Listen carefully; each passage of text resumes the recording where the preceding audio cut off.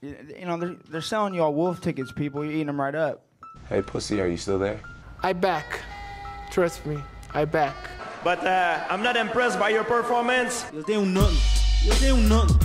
Shut your fucking mouth, you'll do nothing. You'll do fucking nothing. Not one of you'll do nothing. I'll tell you what, bro. You know, I was out there, I was fighting all the hitters, bro. You ain't fought no hitters. Come on, guys. It's normal. I'm not saying I would fight you. I would kill you. John, do you think I'm just gonna sit there and let you kill me, John? I mean, really? No, don't be scared, homie. I'd like to take this chance to apologize to absolutely nobody. The double champ does what the fuck he wants. I'm gonna beat you into the living death. I mean, maybe that's your job, but where I come from, you know, people like that get slapped. That's fucking illegal. Nick Diaz, you just shook up the world. How's that feel? Hey, I'm not surprised, motherfuckers. Yeah, this is a simulated death match. And you haven't simulated anybody's death yet. I said it last year. We're not here just to take part. We're here to take over. What is the game plan going in against him? The game plan is you go in there, hit him with some good shit, don't get hit, and come home with a pocket full of cash. Who the fuck is that guy? Everybody's on steroids. The whole UFC, everybody. I'm gonna go home tonight. I'm gonna drink a Coors Light. That's a Coors Light because Bud Light won't pay me nothing. Do you want to be a fighter? That is my question. Yes. What is up? What is up? Mixed Combat Radio family. Another daily edition of the show, 5 p.m. Eastern, live every day, Monday through Friday. And obviously, you can find our podcast form on Spotify, iTunes, iHeartRadio, and more. Quickly shout out everyone in the chat: Georgie Porgy, Frangoli, Eric Cruz, Fighter IQ, AK Ron the Mastermind over at TBV, Benjamin Franklin. I believe that was everyone. Hold on. Yes, that is everyone so far. What up, everyone? I hope everyone's having a great day. Rob Gotti in the chat. What's up, Rob? But obviously, we do have, you know, a sort of small show, I would say, for boxing. It's not a big news day, I would say, unless you want to talk Wilder and Joshua, and I prefer not to. Eric Cruz saying, man, Matt showing the guns today. Stop, man. You make me blush. Elias, what's up, Elias? How you doing, brother? But obviously, the news cycle has really been, I would say the news cycle. I should say the social media sphere, the Twitter sphere, whatever you want to call it, the boxing Twitter community. They've been, really talking mainly about Crawford and obviously his ESPY win. We're obviously going to break that down.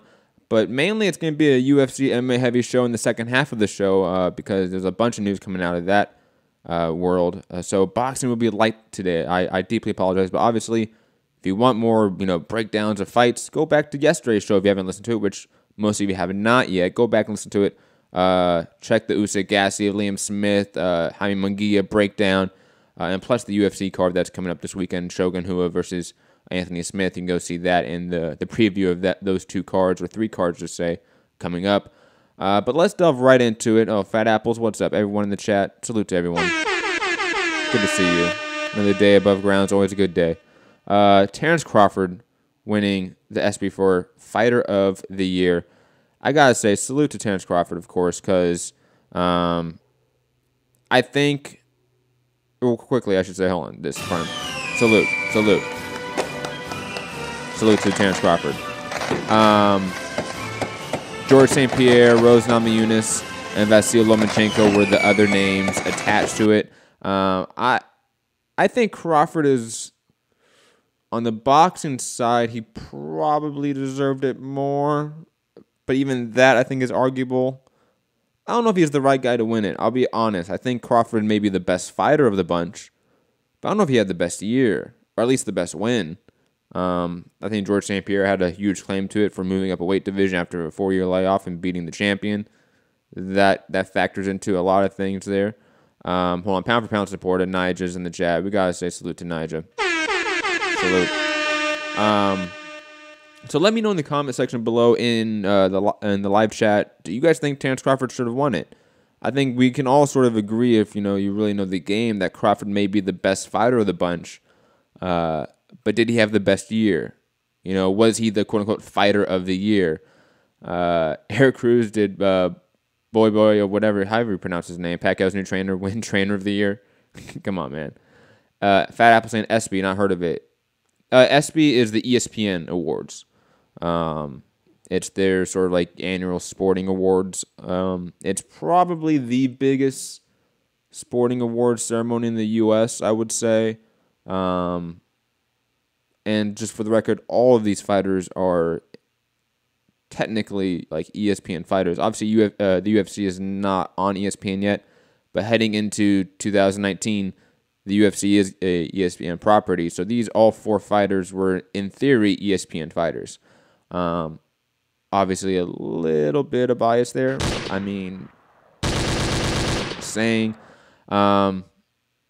Fern saying, if not Crawford, who? He moved up a weight class and got a belt. That's true. You're right. But the comparison would be George St. Pierre. I think, and again, you may not know this, Fern. George St. Pierre, one of, if not the greatest fighters of all time, retired on top, took a 4-year layoff, and then went up a division. First time he's ever done that, and fought the champion at the time, and finished him in devastating fashion. So I think George St. Pierre had a claim to it. Crawford obviously is a better fighter in 2018, but it is what it is. Fat Apple saying a lot of bias there. Yeah, obviously you can discredit sort of like this maybe particular award, but the ESPYs are the Oscars. They are that sort of caliber for the sporting awards. They just are. Obviously they do have some network bias, but in theory, the other sports they cover, like basketball, football, etc., those all share networks. Really boxing's one or top rank in UFC. They don't share networks anymore, so it's a little bit different, obviously. So I get the criticisms for this one, but again, they all were ESPN fighters, so you can't say Terence Crawford got it because he is an ESPN fighter. They all 4 were, so all 4 of them could have got it in theory because it is a ESPN network. But yeah, definitely let me know in the comment section below who you think won. It should have been Terence Crawford, should have been George St. Pierre. Should have been Vasily Lomachenko, should have been Rose Namajunas. Definitely let me know what you think. Moving on to a little bit of Eddie Hearn and DAZN news. Eddie's saying he has 12 more fighters to sign. They won't be able to stop us. Sure, Eddie. Sure, man. I quickly just want to read a quote that he said because it is both accurate and hilarious towards the end. He's saying, we live in a world where people say, he didn't get Charlo or Spence. Calm down. We just had 7 or 8 weeks. We've signed 3 world champions. We've signed a #1 middleweight in Andrade. I think he's talking about like #1 in the sanctioning body, which he is correct. We've signed a top 3 welterweight in Vargas.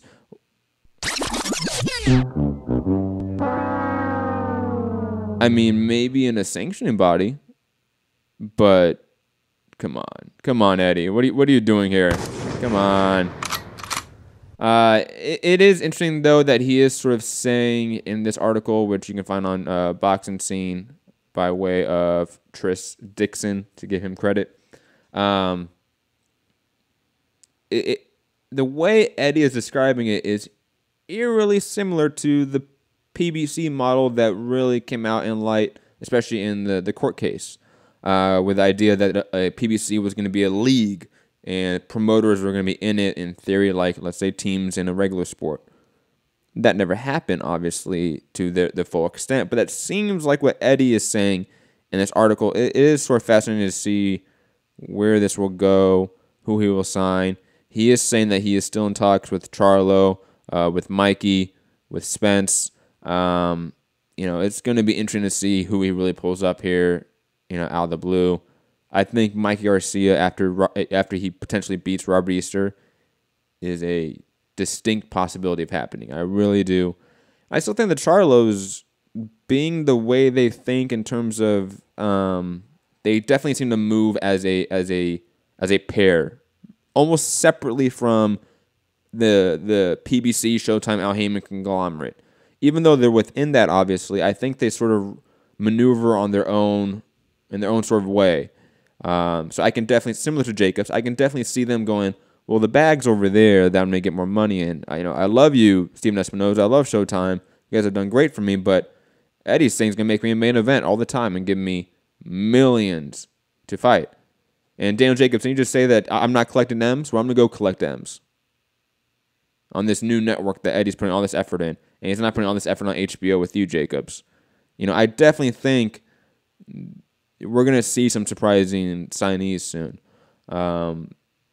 None of these names that he brought out in this announcement were really the main event guys. Great co-main event guys, great mid-card guys. So I think we're going to see that big announcement soon. I think it's a matter of a matter of when, not if, I should say. And it'll just be interesting to see who it is. Who's the first name to sort of drop. And once that name drops, we're going to see a lot more go with it. I don't think Jesse's the guy to do that. I don't think Andrade's the guy to do that. I think they're great names to have. They're great, sort of top 10 guys to have in your stable, but they're not the guy that's going to lead the Division 4. They're not the transcendental star you're looking for. They're not even the long-reigning champion you're looking for, because not everyone's going to be a star. But maybe you have a long-reigning champion that you can still always put as a consistent main eventer and do consistent numbers. The Charlos can be that, especially in the Texas market, 100%. They have been waiting to have somebody and an entity actually push them, and they are sort of smaller fish in a very big pond right now in Showtime. There's a lot of other guys that are sort of vying for attention. Charlos could use it. Same with Mikey. And Mikey is a quiet guy, so he actually sort of needs a mouthpiece more than some other people. But just, sort of one of those things that Eddie's been hinting at it forever, that these aren't the only names. It's going to be a few announcements coming in the next, 4 weeks, a month, 2 months. It is definitely going to be interesting to see who's those big names that he finally picks up. Quickly, shout out to Povetkin for saying some wild shit. I've always been clean. The failed tests were suspicious. Sure, Povetkin. Though I will say this, as somebody that has talked about PED reform ad nauseum, his first case of meladonum is a prime example of why the PED anti-doping body, that is WADA, that is VADA, that is USADA, they all have flaws. They all have deep, deep flaws, because that substance, A, is arguable to even be a PED substance, and 2, it was established as a PED in 2015. So it's definitely going to be interesting to see what happens with Alexander Povetkin moving forward. Even though he's going to be VADA tested for this fight, it's always one of those concerns when you have a guy that's popped twice, now actually going to be tested more than when he was in Russia. What's going to happen with him? But moving over, I said this was a sort of short boxing news cycle. We will be moving into the MMA portion of the show. So again, if you don't like MMA, you can just get out of here. I don't care. Gunshots. But moving over to the news that basically is, headlining the combat sports world right now. Darren Till, sort of breaking news himself on, I think it was the Submission Radio. I'll get the name in a second. Saying that he's been offered Tyron Woodley and he turned the fight down, alleging that Colby Covington is injured and that he might be stripped of his interim belt. A lot of things. Yeah, it was Submission Radio. That was the podcast. Go check it out. I don't know really what to make of this. It is, again, it's one of the long-running jokes of these interim belts. It's cases like this. Why does it matter that he has to be stripped of a belt and all? Tyron Woodley is the champion. If Covington can't fight, then let's throw somebody that is an actual contender in there. I know there is a contingent of fans out there saying that, well, Darren Till missed weight in his last fight. Let's wait till he can make weight again, blah, blah, blah. We didn't care about that with Yoel Romero, and we predominantly don't care about that when it's great matchups. And Darren Till and Tyron Woodley is a great, phenomenal matchup that seems to be, even though I think Woodley versus Colby Covington is a gigantic fight if you market it right, and one of those where it feels like just because of the way, the U.S. political and social sort of scene is right now, that this is it could be hyperbolic here. I'll get the gunshots ready for me after I say it. Don't worry. This could be a small version of a Joe Louis Max Schmeling. I know. I apologize for even saying it and putting it in that comparison, but it seems like that. It seems like it has that sort of social, not ramifications, but sort of personification, I should say, of what is happening in the world. Darren Till's not that, but I think as an MMA fan, man, Woodley versus Till is phenomenal. And Covington's been saying he can fight in November or December. I know they're trying to put main events together, like the Shevchenko versus Montano fight at UFC 228. That really can't headline at pay-per-view. If they put Woodley versus Till on top of that, it definitely bolsters the pay-per-view buy rates by at least, I would say, 200 to 300,000 pay-per-view buys. I think you sort of need that aspect to it, to that card, I should say. Now, does Woodley do anything in the slightest to actually accommodate that? Because he went on Twitter today. Let me pull up his tweet just so you can see it. Because he doesn't seem like he's that enthused by the idea of him doing this. And I'll be honest, I don't blame him. I think if you're Woodley, you really want that Colby Covington fight, and that's probably a lot of money. But Darren Till saying, Colby out, son. It's me and you now. Accept the fight, obviously, at Tyron Woodley. And then Woodley saying, bah, this is a shit show. And I think I have a great soundbite for a laugh for that. Hold on, let me get it. Oh, God! Yeah, that's how Woodley felt when he saw that. Now, I don't know if that's indicative of this fight not being possible. I think it is a possible fight. But we've seen Woodley hold out for longer when he wanted to be a champion. He is a champion now. Why can't he hold out till November, December if he really wanted to? And again, I don't blame him. I think the Covington fight's probably just a more exciting fight for him personally, and I can see why. But keep an eye out for that news and sort of what's going to be happening with that fight and that matchup, especially if Covington is hurt, if the UFC is looking for other matchups for Tyron Woodley, what they're going to do. But let's be honest, the UFC has a long track record of doing this to pressure certain fighters that are not company men into fights that they want. Sort of offer the fight to Darren Till without ever talking to Woodley and saying, hey, you want it? Yes, okay. Then that's going to be out in the media, and now you're going to pressure Woodley into this matchup to fill out a date slot that you need to fill out that Woodley does not want to be attached to, basically. But, yeah, classic UFC. Moving on to some other breaking news. Volkan Ozdemir out of UFC 227 fight against Alexander Gustafsson, Pershan Al-Shadi from MMA Fighting.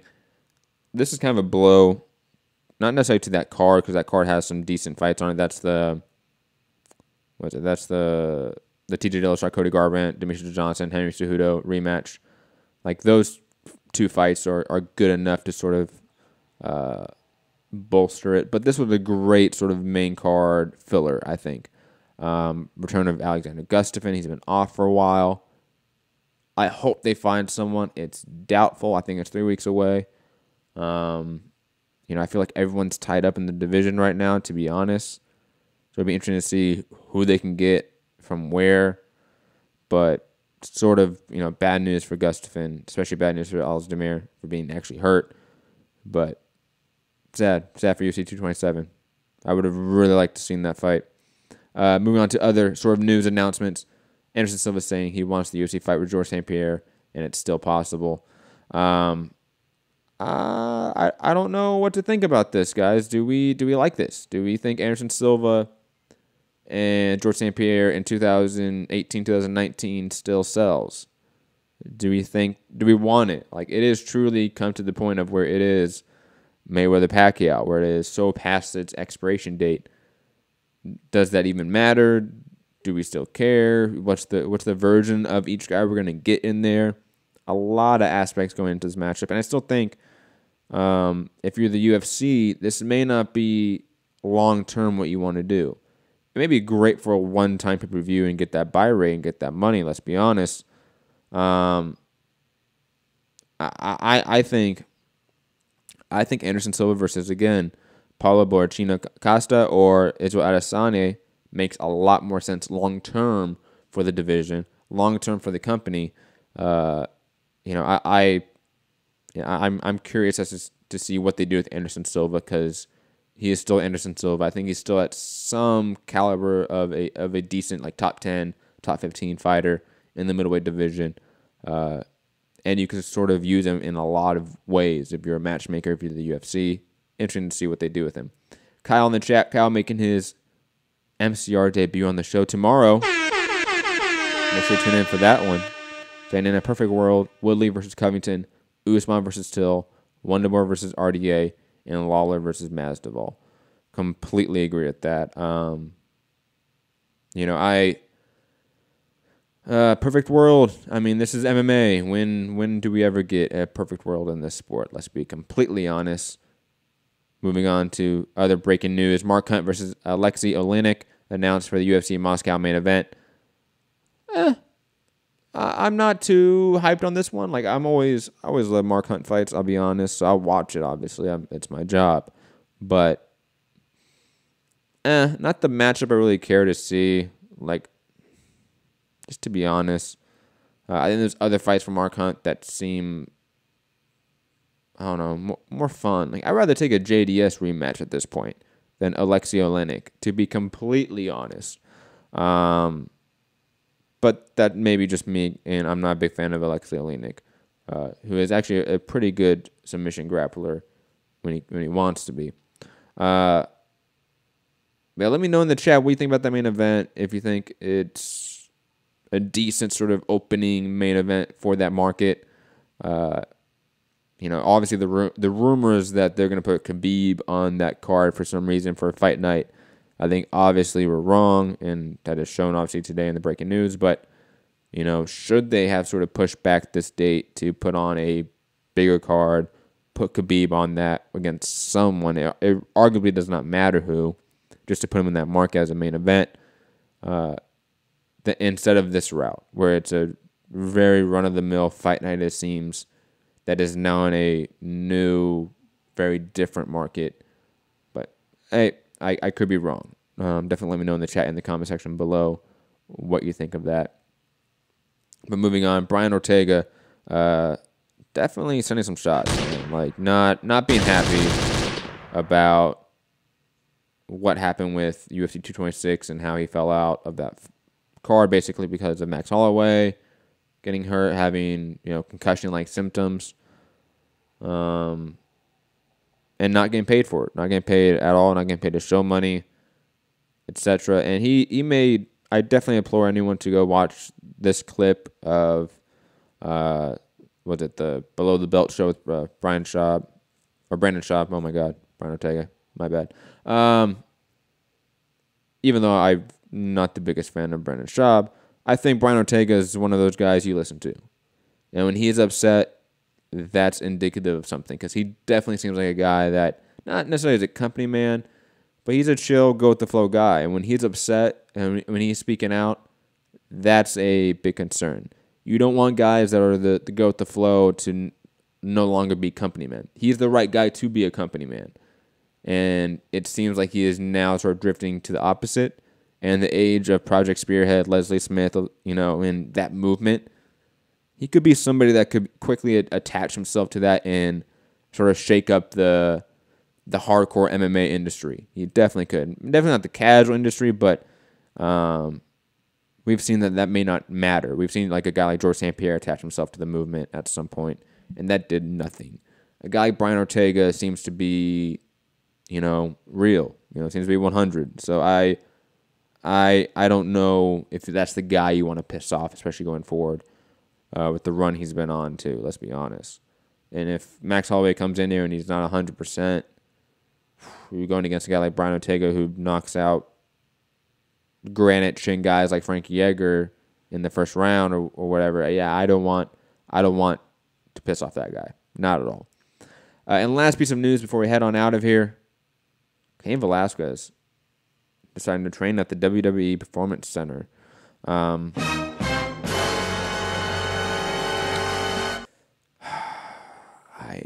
I don't know what to think of this.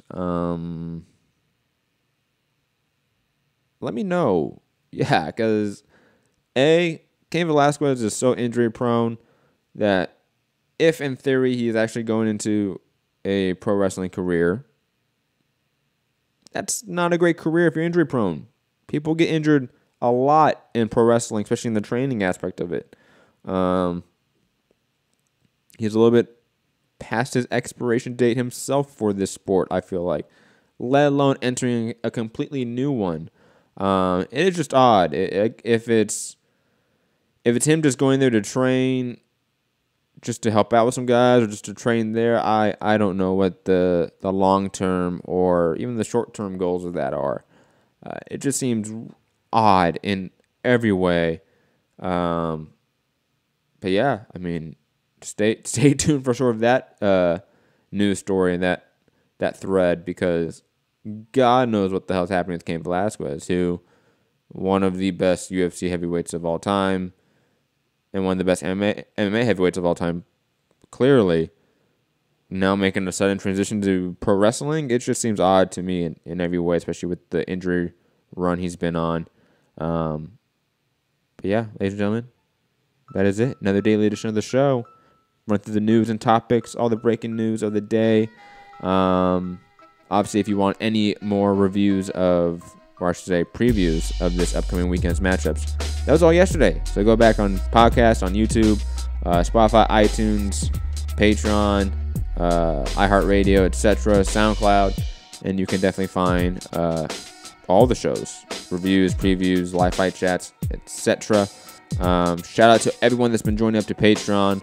We're at about 20 Patreons right now, and all of you guys and women, shout out to Nija, have definitely made this transition much easier. Because of you guys, we are basically ahead of schedule for getting callers on. We should be able to get callers on within a week or two. 2 is max.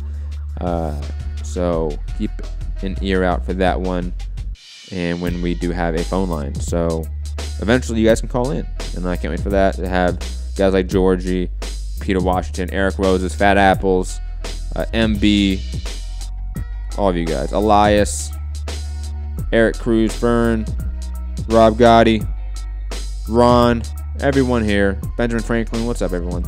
Eventually we're going to have every one of you be able to call in. I can't wait for that. But yeah, be back tomorrow. Right, tomorrow's Friday. Yeah, today's Thursday. Back tomorrow. Same time as always, 5 p.m. Eastern, 2 p.m. Pacific, live on YouTube. Smash that like button, share the show, subscribe, and tell a friend and tell a friend. Remember, get to 1,000 subscribers before the end of the month. About 2 weeks left. We're about halfway. Let's go. Again, see y'all tomorrow. Have a blessed day. Peace.